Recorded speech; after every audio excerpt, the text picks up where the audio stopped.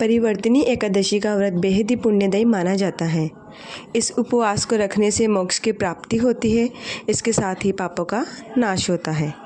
धार्मिक मान्यताओं के अनुसार इस दिन भगवान विष्णु और माता लक्ष्मी की पूजा का विधान है। पंचांग को देखते हुए इस बार यह व्रत जो है वो 14 सितंबर को ही रखा जाएगा।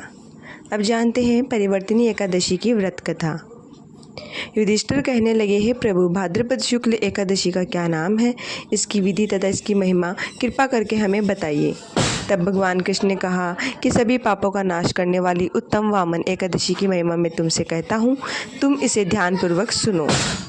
यह परिवर्तिनी जैन एकादशी भी कहलाती है। इसका यज्ञ करने से वाजपेयी यज्ञ का फल मिलता है।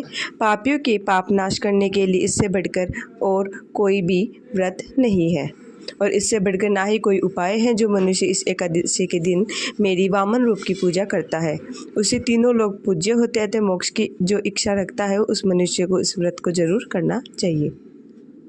जो कमल नयन भगवान का कमल से पूजन करते हैं वे अवश्य भगवान के समीप माने जाते हैं। जिसने भाद्रपद शुक्ल एकादशी को उपवास और पूजन किया उसने ब्रह्मा विष्णु सहित तीनों लोकों का पूजन किया। अतः हरिवास अर्थात एकादशी का व्रत अवश्य करना चाहिए। इस दिन भगवान श्री हरि करवट लेते हैं, इसलिए इसको परिवर्तिनी एकादशी भी कहा जाता है।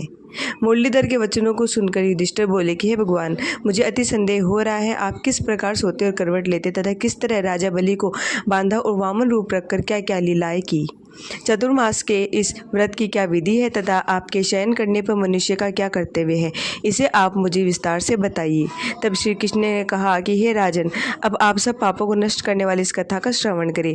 त्रेता युग में बलि नामक एक दैत्य था। वह मेरा परम भक्त था। विविध प्रकार के वेद सूक्तों से मेरा पूजन किया करता था। नित्य ही ब्राह्मणों का पूजन तथा यज्ञ के आयोजन करता था, लेकिन इंद्र से द्वेष के कारण उसने इंद्रलोक तथा सभी देवताओं को जीत लिया। इस कारण सभी देवता एकत्र होकर सोच विचार कर भगवान के पास गए।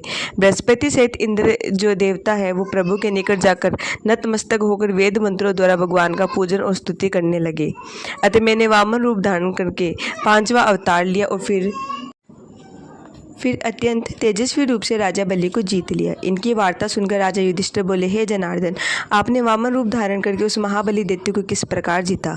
तब भगवान कृष्ण कहने लगे कि मैंने बलि से 3 पग भूमि की याचना करते हुए कहा, यह मुझको तीनों लोक के समान है और यह राजन आपको यह अवश्य ही देनी होगी।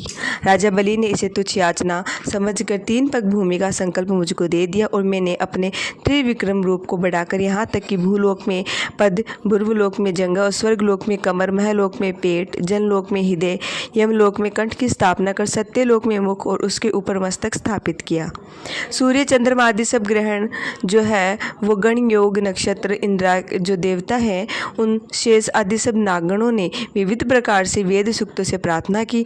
तब मैंने राजा बलि का हाथ पकड़कर कहा कि हे राजन, एक पद से पृथ्वी, दूसरे से स्वर्ग लोक पूर्ण हो गए हैं, अब तीसरा पग कहाँ रखूँ? तब बलि ने अपना सिर झुका लिया और मैंने अपना पैर उसके मस्तक पर रख दिया, जिससे मेरा वह भक्त पाताल को चला गया।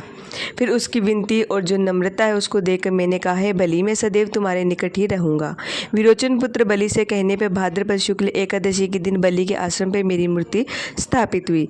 इसी प्रकार दूसरी क्षीरसागर में शेषनाग के जो पष्ट पर हुई। हे राजन, इस एकादशी को भगवान शयन करते हुए करवट लेते हैं, इसलिए तीनों लोकों के स्वामी जो भगवान विष्णु है उनका इस दिन पूजन करना चाहिए। इस दिन तांबा, चांदी, चावल और दही का दान करना उचित माना जाता है।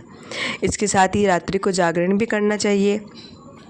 जो विधि पूर्वक इस एकादशी का व्रत करते हैं वे सब पापों से मुक्त होकर स्वर्ग में जाकर चंद्रमा के समान प्रकाशित होते हैं और यश पाते हैं। जो साधक इस कथा को पढ़ते हैं, सुनते हैं या उनको 1000 अश्वमेघ यज्ञ का फल प्राप्त होता है और श्री हरि की कृपा सदैव के लिए प्राप्त होती है। तो दोस्तों, यहीं पर हमारी जो वीडियो है वो कथा है वो समाप्त होती है।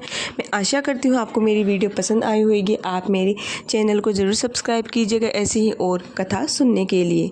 धन्यवाद।